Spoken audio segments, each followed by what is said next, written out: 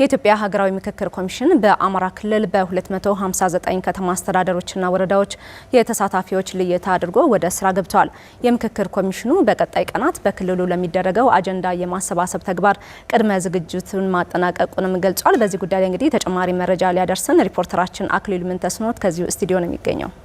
እንደምን ዋልክ አክሊሉ? እንደምን ዋልሽ? ደህና ነኝ። እስቲ ያሉን መረጃዎች አጋራን።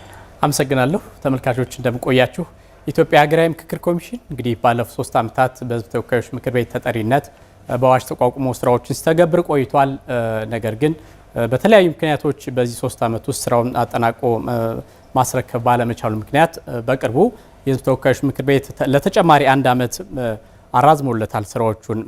እንግዲህ ይህን ምክንያት በማድረግ አሁን በቀሩ ክልሎች በተለይ በአማራ ክልልና ትግራይ ክልሎች ነው የቀሩት። በተለያዩ ችግሮች ምክንያት አሁን ላይ በአማራ ክልል እነዚህን አጀንዳ የመለየትና ተወካዮችን የመምረጥ ስራ በቅርቡ እንግዲህ የፊታችን ቅዳሜ ጀምሮ ወደ ትግበራ እንደሚገባ መረጃዎች ለአድማጭ ተመልካቾች ስናደርስ መቆየታችን ይታወቃል። እንግዲህ የኢትዮጵያ ሀገራዊ ምክክር ኮሚሽን በኢትዮጵያ የተለያዩ ሀሳቦች፣ የቆዩ ችግሮች፣ የተለያዩ ትርክቶች ያሉበት ሀገር ነውና እነዚህን ወደ ግጭት ከማምራታቸው በፊት አጀንዳዎች ሰብስበው በጠረጴዛ ዙሪያ ችግሮች የሚፈቱበት ባህል እንዲዳብር የማድረግና በመሰረታዊ ሀገራዊ ጉዳዮች ላይ ደግሞ የጋራ ሀገር ናትና በጋራ ጉዳይ መስማማት በሚቻልባቸው ጉዳዮች ለመስማማት ሀሳብ ተቀርጾ ወደ ስራ የገባ ነው። በመፍትሄ ላይ መድረስና በሀገርና በሕዝብ መንግስት መካከል መግባባቶችን ለመፍጠር ታስቦ የተፈጠረ እንደሆነ ይታወቃል። የሀገራዊ ምክክር ኮሚሽኑ እንግዲህ በአማራ ክልል የተለያዩ ተግባራትን ሲሰራ ቆይቷል። ቀደም ሲል በመግቢያችን እንደተገለጸው በ259 ወረዳዎችና የከተማ አስተዳደሮች የተለያዩ የህብረተሰብ ክፍሎች ምልመላ ተደርጎ አሁን ላይ ባህር ዳር ከተማ እንግዲህ የአጀንዳ ማሰባሰብ ተግባራቸውን ሊያከናውኑ ቅድመ ዝግጅቶች ተጠናቀዋል። ቀደም ሲል የተለያዩ ስልጠናዎችም ሲሰጡ ቆይተዋል። በርካታ ሰዎች ነው የሚሳተፉበት።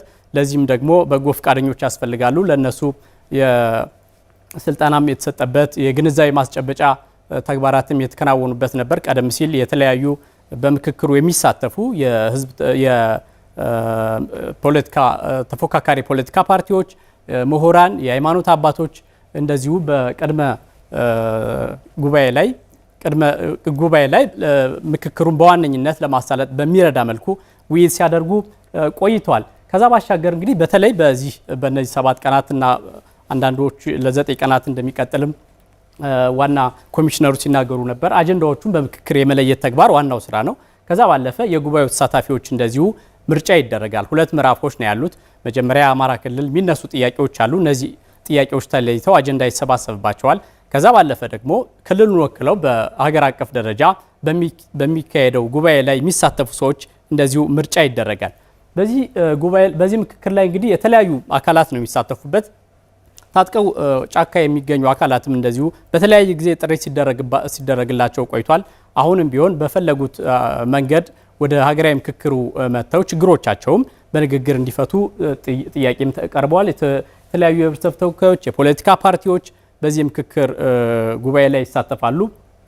ታዋቂ ግለሰቦችና ተጽዕኖ ፈጣሪዎች እንደዚሁ ሀሳባቸውን ወደ ምክክር ኮሚሽኑ ያመጣሉ። የተለያዩ ተቋማትና መንግስትም ራሱ ሀሳቡን ወደ ጠረጴዛ አምጥቶ ምክክር የሚደረግበት አጀንዳ የሚያዝበት ከዚህ ባለፈ አንድነቷ የተጠበቀ ሀገር መግባባት የተሰፈነባት ሀገር ለመፍጠር እየተካሄደ ያለው ጥረት እንግዲህ አንዱ ማሳያ ተደርጎ ይወሰዳል። በቀጣይ እንግዲህ በአማራ ክልል የሚደረጉ የተለያዩ የምክክር ጉዳዮችን በተከታታይ ወደ እናንተ የምናደርስ ነው የሚሆነው።